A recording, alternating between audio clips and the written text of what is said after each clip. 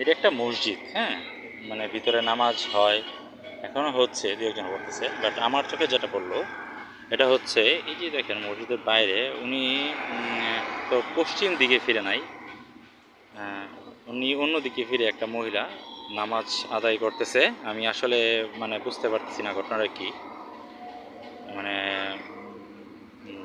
আসলে এটা কি ঠিক কিনা তাও জানি না। একটা মসজিদ, উনি আবার পশ্চিম দিকে না ফিরে নামাজ পড়তেছে, উনি পাগল নাকি ভালো মানুষ এটাও জানি না। তো আপনারা যদি কেউ জেনে থাকেন আসলে বিষয়টা কি একটু আমাকে বলবেন, হ্যাঁ।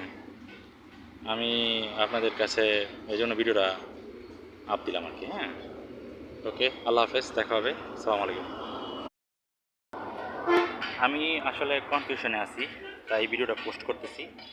তো